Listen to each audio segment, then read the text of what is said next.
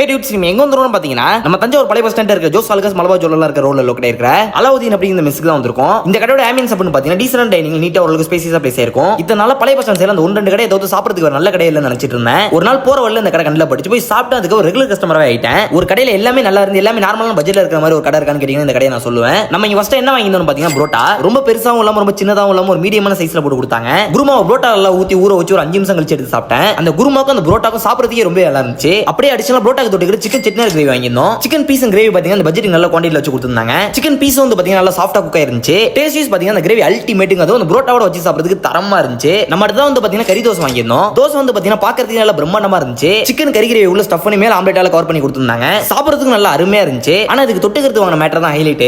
அப்படி என்ன வாங்கியிருந்தோம் பாத்தீங்கன்னா காடை கிரேவி வாங்கியிருந்தோம். காடை கிரேவில வந்து பாத்தீங்கன்னா முழு காடை அப்படியே போட்டு கொடுத்திருந்தாங்க. காடை கிரேவியோட டேஸ்ட் இருக்கு பாருங்க. அட அட அட என்னத்த நான் சொல்லுவேன்னு தெரியலங்க. சாப்பிடுறதுக்கு அம்புட்டு ருசியா இருந்துச்சு. ஒரு மஸ்ட் ட்ரை நான் சொல்லுவேன். கறி தோசையோட சேர்த்து சாப்பிடுறதுக்கு பக்காவா இருந்துச்சு. நம்ம தான் சிக்கன் கொத்து புரோட்டா வாங்கியிருந்தோம். இந்த கடையில எப்பவுமே குவாண்டிட்டி வைஸ் பஞ்சமே இருக்காது. இந்த பட்ஜெட் எவ்வளவு கொடுத்திருக்காங்கன்னு பாருங்க. புரோட்டாக்கான குருமா கொத்து புரோட்டாக்கும் டேஸ்ட் வைஸ் சாப்பிடுறதுக்கு பாத்தீங்கன்னா சிக்கன் கொத்து புரோட்டா சூப்பரா இருந்துச்சு. நம்ம ஃபைனலா அதுக்கு தொட்டுக்கிறது ஈரல் பெரட்டல் வாங்கியிருந்தோம். அந்த ஈரல் கரெக்டான வேலை குக் பண்ணியிருந்தாங்க. அந்த ஈரலோட மசாலா ஃபிளேவர் சாப்பிடுறதுக்கே சூப்பரா இருந்துச்சு. ஒரு மஸ்ட் ட்ரை நான் சொல்லுவேன். கொத்து புரோட்டாவோட வச்சு சாப்பிடுறதுக்கு செமையா இருந்துச்சு. ஓவராலா பழைய பஸ் ஸ்டாண்ட் சைடுல நல்ல கடை இருக்கான்னு கேட்டீங்கன்னா இந்த கடையை நான் சொல்லுவேன். கண்டிப்பா நீங்களும் ட்ரை பண்ணி பாருங்க. டாடா.